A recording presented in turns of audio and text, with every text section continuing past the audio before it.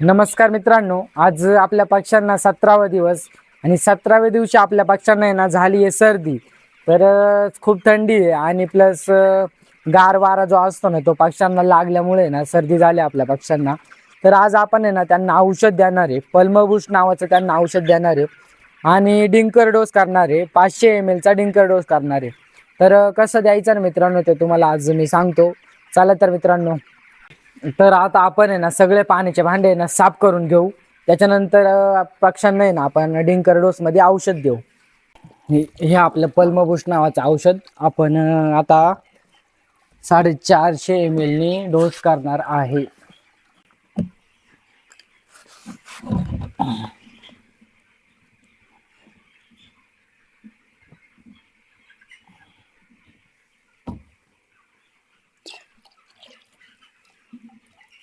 अरे बाप रे, 2-3 ml तर सांडलं.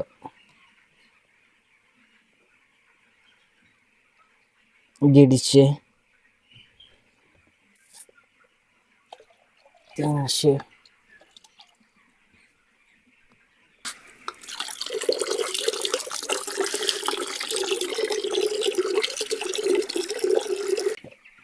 तर आपण आहे ना 10 लिटर पाणी घेतलं आणि त्याच्यामध्ये 500 ml चा डोस तयार केला.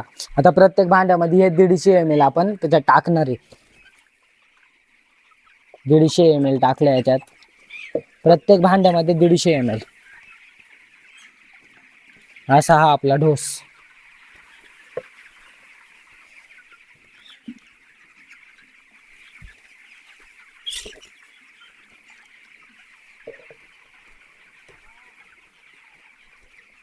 अशा पद्धतीने आपण आपला डोस देणार. तर रात्री आपण कोंबड्यांना औषध दिलं होतं आणि सकाळचे आता 9 वाजलेत. तर आपण खाद्य बिद्य रात्री सगळं टाकून घेतलं होतं ना, तर आता काही खाद्य टाकायची गरज नाही. आज त्यांनी खाद्य पण कमी खाल्ले आणि आता पाण्याचे भांडे साफ करायचेत आपल्याला.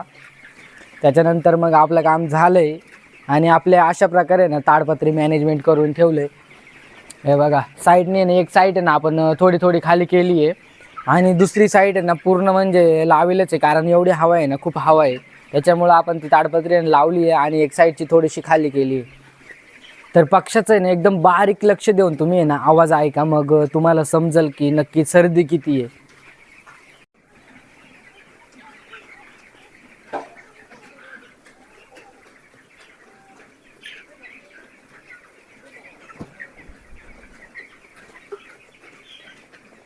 पक्ष्यांचा आवाज आहे ना खरंच खूप वाढलाय. 3 दिवस आपण डोस पण दिले हिमालयाचं ते पल्मबूस्ट म्हणून.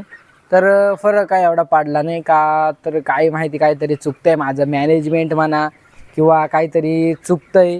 त्याच्यामुळं माझं आहे ना बॅचमध्ये प्रत्येक बॅचला माझं आहे ना सर्दी येऊ राहिली, असा विषय झालाय. तर बघू याच्यावरती सोल्युशन काढणार आहे आपण. तर बघू काय होतंय पुढं.